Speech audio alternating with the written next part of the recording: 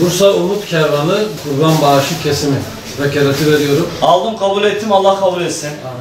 Allahu Ekber, Allahu Ekber.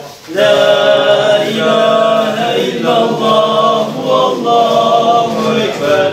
Allahu Ekber. Diyeceğiz. Tamam. Ne kalırsa Belli. Allah rızası için veriyorum.